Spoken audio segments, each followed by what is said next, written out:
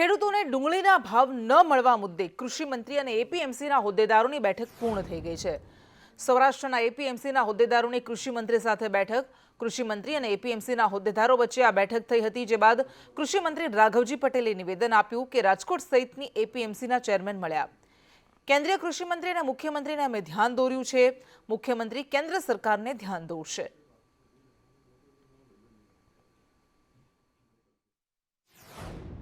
ડુંગળીની નિકાસબંધીના કારણે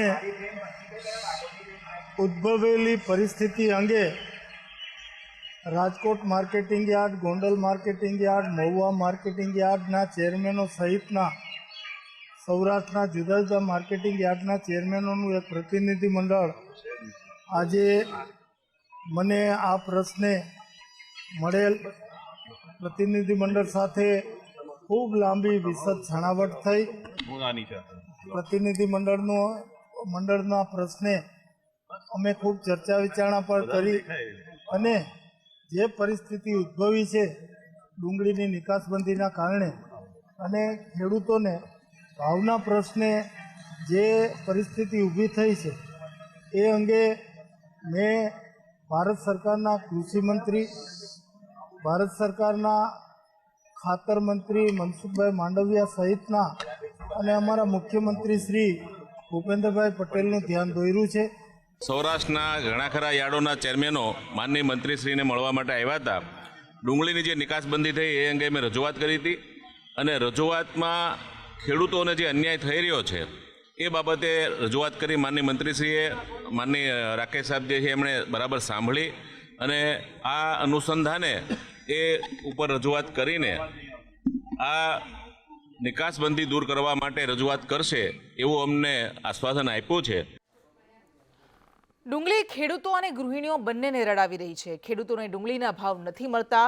ખેડૂતોને 1 વીઘા વાવેતર પાછળ અંદાજે કુલ 42,000નો ખર્ચ કરવો પડે છે અને એક કટાનો ભાવ 300 રૂપિયા મળે છે, તો ખેડૂતને 24,000ની આવક થાય।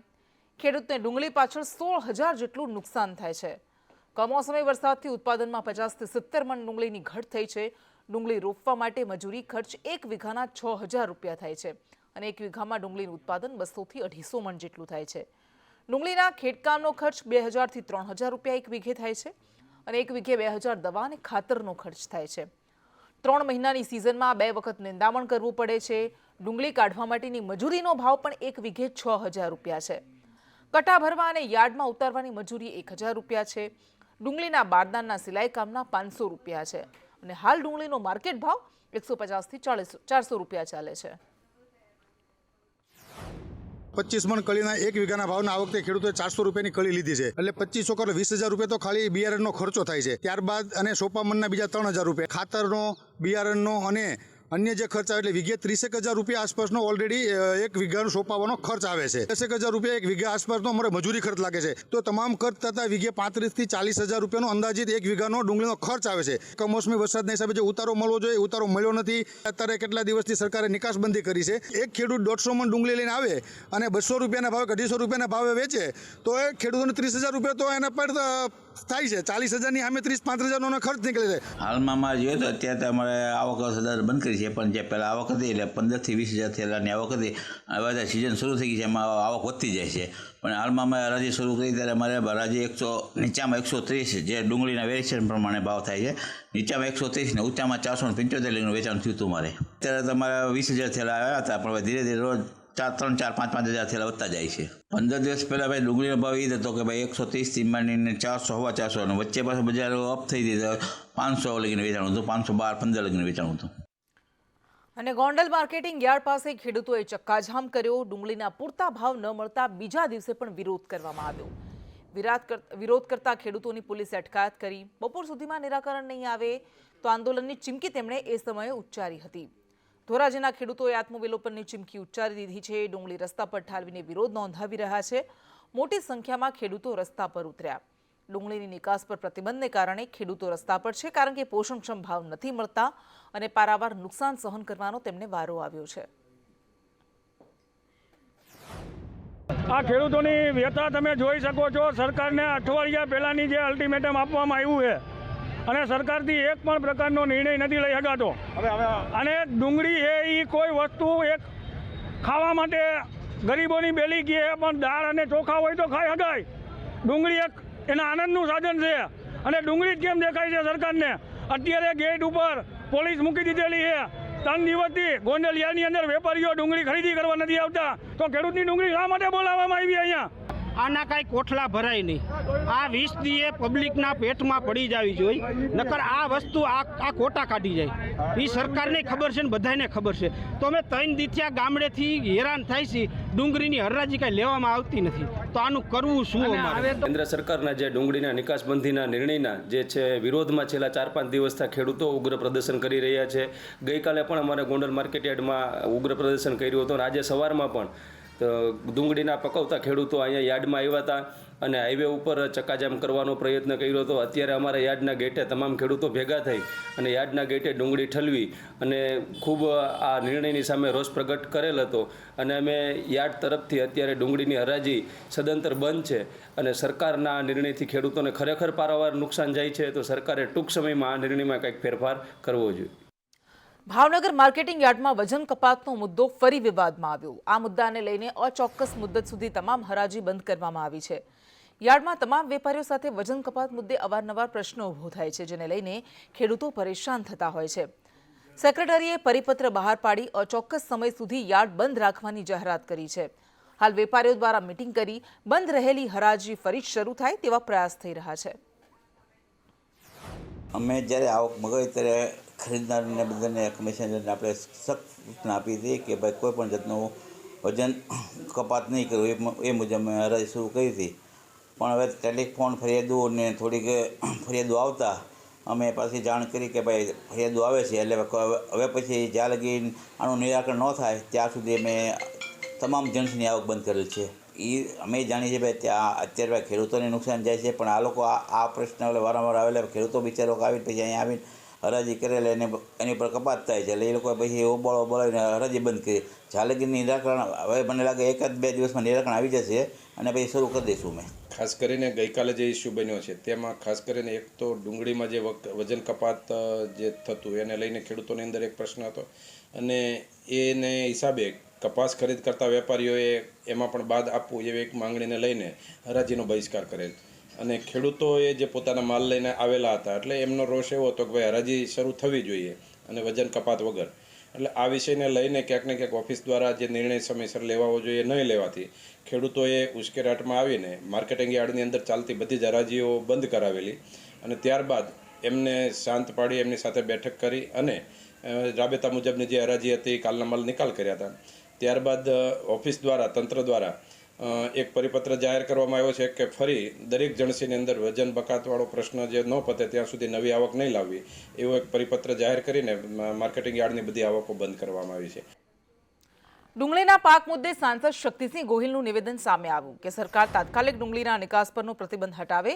નિકાસ પરનો પ્રતિબંધ ન હટાવે તો સરકાર ડુંગળી ખરીદે. ખેડૂતો પાસેથી પોષણક્ષમ ભાવે ડુંગળીની ખરીદી સરકાર કરે તેવી માંગ કરાઈ. શિયાળુ પકાવતા ડુંગળીના જે ખેડૂતો છે, ખાસ કરીને સૌરાષ્ટ્ર, ગુજરાત અને મહારાષ્ટ્રના કેટલાક ભાગોમાં, બાકી શિયાળુ ડુંગળી બહુ બધે નથી થતી. ડુંગળી એવો પાક છે કે જેનો ઘરમાં સંગ્રહ ખેડૂત ના કરી શકે. પેરિશેબલ ગુડ્સ કહીએ આપણે જેને, કે જે બગડી જાય, નાશ પામે, અને ખેડૂતો પાસે કોઈ કોલ્ડ સ્ટોરેજ મોટા છે નહીં. અચાનક જે ખેડૂતોના મોઢામાં આવેલો કોળિયો જૂટવી લેવાનું કામ થયું કે અચાનક ડુંગળી પરની નિકાસબંધી કરી દીધી અને પરિણામે ભાવ એકદમ નીચે આવી ગયા. આ ખેડૂતોને ખૂબ અન્યાય કરતા છે. ખેડૂત છે જગતનો તાત છે. આ સરકાર, ખબર નહીં, ભારતીય જનતા પાર્ટીની સરકાર જ્યારે ખેડૂતના ઘરમાં માલ આવે ત્યારે જ કંઈક એવી નીતિઓ કરતી હોય છે કે જેના કારણે ખેડૂતને મહા મહેનતથી ઊભો થયેલો પાક, અને પછી શું કરશે કે સંગ્રહખોર લોકો જ્યારે ખેત પેદાશનો સંગ્રહ કરી લે એ પછી નિકાસની છૂટ આપે, એવી પ્રકારની નીતિઓ કરે કે જેથી ભાવ ઊંચા જાય. એટલે ખેડૂતને નુકસાન થાય, સંગ્રહખોરોને ફાયદો થાય અને ઉપભોક્તા લૂંટાય. આ પ્રકારની નીતિ છે. મેં માનનીય વડાપ્રધાનશ્રી, જેઓ પણ આપણા ગુજરાતના છે, એમની પાસે માંગણી 2 દિવસ પહેલાં જ કરી, કારણ કે મારા ઘણા બધા ખેડૂત આગેવાનો તરફથી સંદેશાઓ હતા, બિનરાજકીય લોકોએ પણ કહ્યું હતું કે સાહેબ મુશ્કેલી થશે. એટલે મેં વડાપ્રધાનશ્રીને લખીને મોકલ્યું છે ભાઈ, કાં તો તમે આ નિકાસબંધી અત્યારે કરી છે એ જ ખોટું છે, કાં તો તમે આ નિકાસબંધી તાત્કાલિક ઉઠાવી લો, અને જો તમારે નિકાસબંધી રાખવી હોય તો નિકાસબંધી કરી એ પહેલાં જે ભાવ ખેડૂતને ડુંગળીનો મળતો હતો એ ભાવે સરકાર ખરીદી લે. અને પંચમહાલમાં ખનીજ માફિયાઓની કરતૂત સામે આવી. માફિયાઓની ચોંકાવનારી મોડસ ઓપરેન્ડી સામે આવી, જેમાં અધિકારીઓનું લોકેશન ટ્રેસ કરતું ગ્રુપ સામે આવ્યું. ગેરકાયદે પ્રવૃત્તિ માટે અધિકારીઓની વોચ રાખતા હતા, લોકેશન આપતી ઓડિયો ક્લિપ પણ ગ્રુપમાં શેર કરતા. ખાણ ખનીજ વિભાગ અને કાલોલ મામલતદારનું લોકેશન ટ્રેસ કરતા ઘોઘંબા મામલતદાર પુરવઠા અધિકારીનું લોકેશન પણ શેર કર્યું હતું. વોટ્સએપ ગ્રુપમાંથી તમામ લોકો અચાનક રિમૂવ થઈ ગયા અથવા તો ગ્રુપ છોડવા લાગ્યા.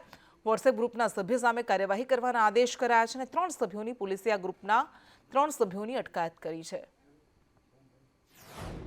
વાંધો નહીં ભાઈ, નીકળે તો મેસેજ આલજો. અરે ભાઈ ટેન્શન ના લેજો. 10:43 ભાઈ દેવલુકો ઊભી છે ભાઈ, હોટલ પર નાસ્તો કરે છે, નીકળશે એટલે મેસેજ મળી જશે. દેવલુકો ફાટક કઈક ઊભી રહી છે 10:43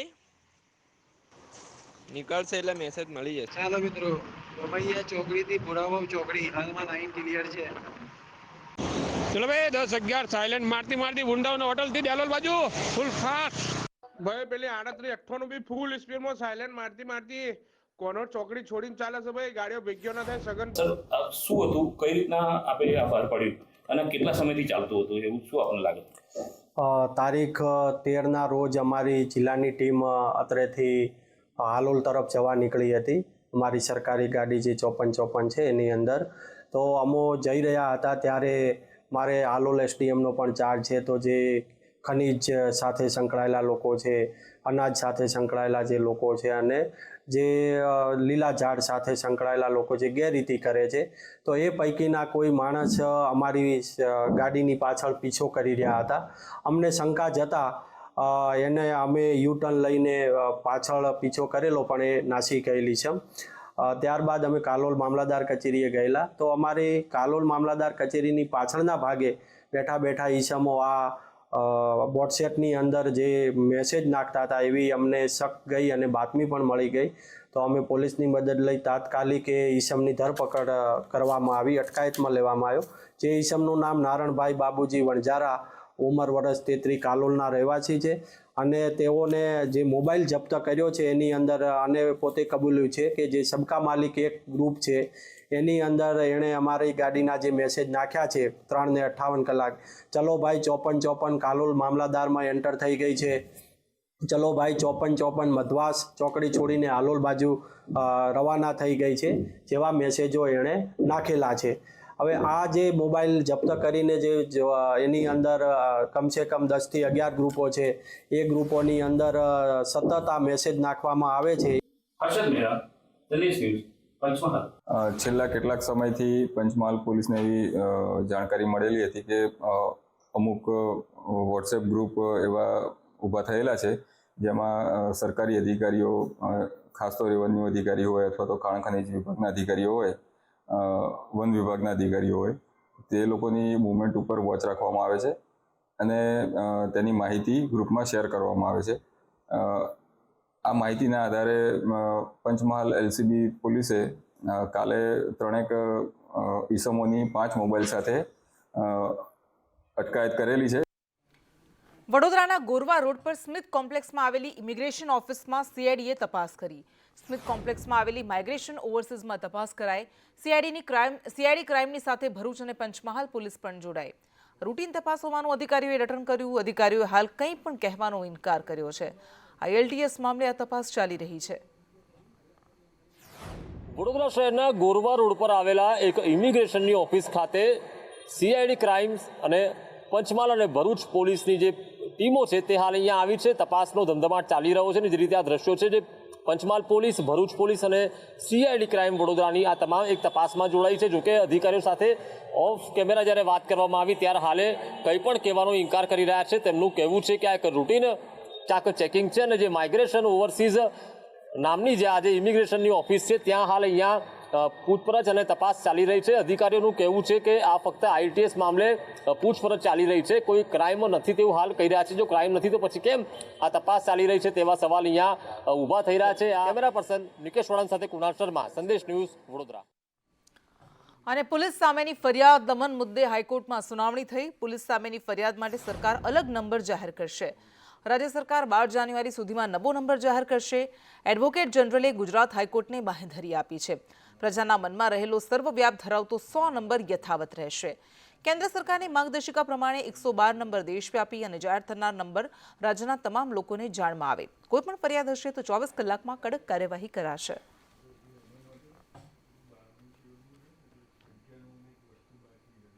અને અકસ્માત કરી 9 લોકોના જીવ લેનાર તથ્ય પટેલને હાઈકોર્ટમાંથી પણ ઝટકો લાગ્યો છે. હાઈકોર્ટે તથ્ય પટેલની જામીન અરજી ફગાવી દીધી. તથ્યના વકીલે ગુજરાત હાઈકોર્ટમાં રજૂઆત કરી. તથ્યની ઉંમરને ધ્યાનમાં રાખીને જામીન આપવા માટે રજૂઆત કરી. તથ્યને જામીન ન આપવા માટે સરકારી વકીલે દલીલ કરી. વારંવાર તેણે અકસ્માત સર્જ્યો હોવાની રજૂઆત કરાઈ. ઇસ્કોન બ્રિજ પર તથ્યએ અકસ્માત સર્જ્યો હતો, જેમાં 9 લોકોનો જીવ ગયો હતો. તો દિલ્હીના સીએમ અરવિંદ કેજરીવાલની મુશ્કેલી વધી છે. હાઈકોર્ટે અરવિંદ કેજરીવાલની અરજી ફગાવી છે. ગુજરાત યુનિવર્સિટી બદનક્ષી કેસમાં સુનાવણી થઈ. જાહેર સેવક સામે કાર્યવાહી કરતા પહેલા રાજ્યની મંજૂરી જરૂરી છે. ગુજરાત યુનિવર્સિટી બદનક્ષી કેસનો વિવાદ, જેમાં દિલ્હીના સીએમ અરવિંદ કેજરીવાલની અરજી પર કોર્ટે નિર્ણય આપ્યો અને કોર્ટે આ અરજી ફગાવી દીધી. કેસમાં પ્રોસિક્યુશન માટે સંજ્ઞાન લેતા પહેલા ક્રિમિનલ પ્રોસિજર કોડની કલમ 197 મુજબ રાજ્યની મંજૂરી જરૂરી હોવાની કોર્ટમાં રજૂઆત થઈ. વાંકાનેરમાં નકલી ટોલકાંડના આરોપીઓને ઝટકો લાગ્યો છે. ભાજપ અગ્રણી તેના ભાઈની આગોતરા જામીન અરજી રદ કરવામાં આવી. મોરબી કોર્ટે આગોતરા જામીન અરજી રદ કરી છે. ધર્મેન્દ્રસિંહ ઝાલા અને યુવરાજસિંહની જામીન અરજી રદ કરવામાં આવી.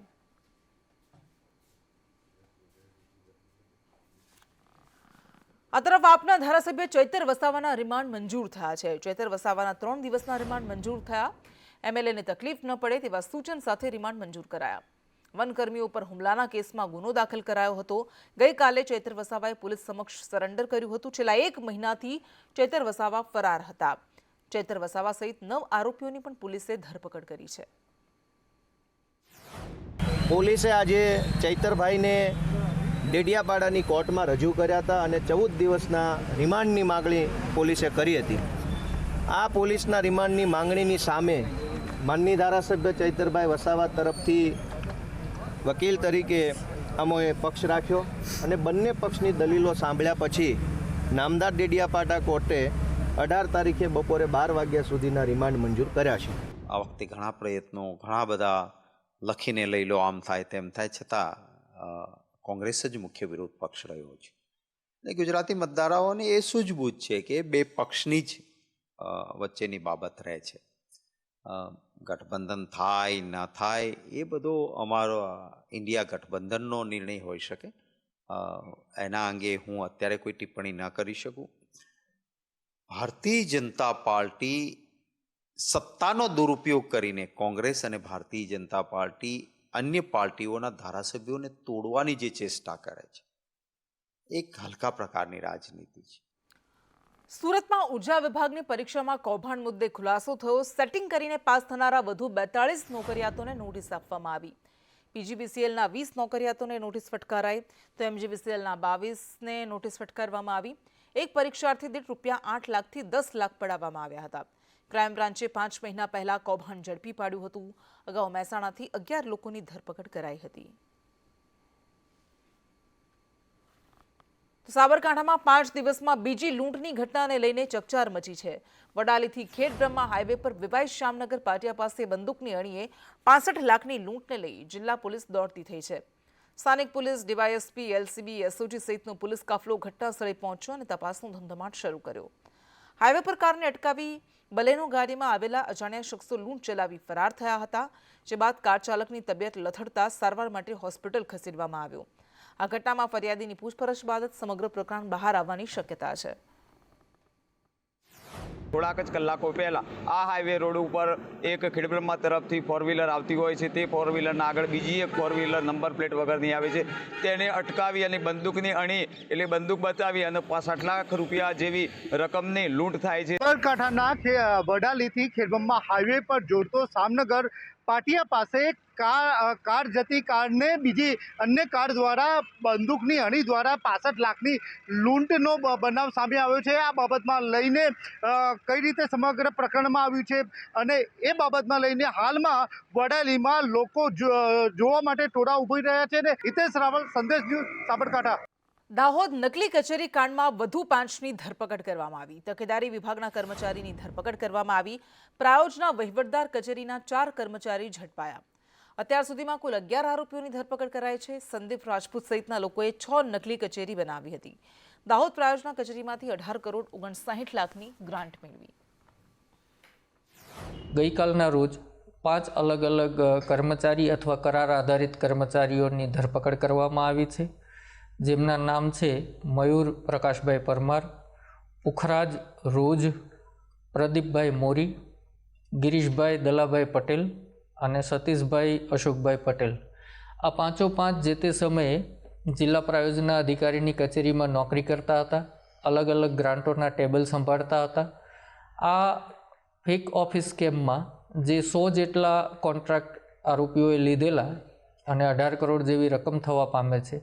આ મોટા ભાગના કોન્ટ્રાક્ટની ફાઇલો આ લોકોના ટેબલથી ઓપરેટ કરવામાં આવતી હતી અથવા રાજ્યમાં વધુ એક લાંચિયો અધિકારી ઝડપાયો. દસક્રોઈના બલાસિયા ગ્રામ પંચાયતના તલાટી લાંચ લેતા ઝડપાયા. તલાટી મધુ પટેલ ₹50,000ની લાંચ લેતા ઝડપાયા. પાર્જિત જમીનના પેઢીનામામાં કામ માટે તેમણે લાંચ માંગી હતી. અને રાજકોટમાં ગંદકી ફેલાવતા પહેલા સાવધાન થઈ જજો, કારણ કે રાજકોટમાં આવી જ એક દુકાનને સીલ કરવામાં આવી છે. કૃષ્ણા બાર એન્ડ ટી સ્ટોલ નામની દુકાન સીલ કરવામાં આવી. અનેક વખત સૂચના આપવામાં આવી હતી, તેમ છતાં પણ ગંદકી ફેલાવવામાં આવતી હતી. ગંદકી ફેલાવનારા એકમો સામે RMC કડક કાર્યવાહી કરી રહ્યું છે.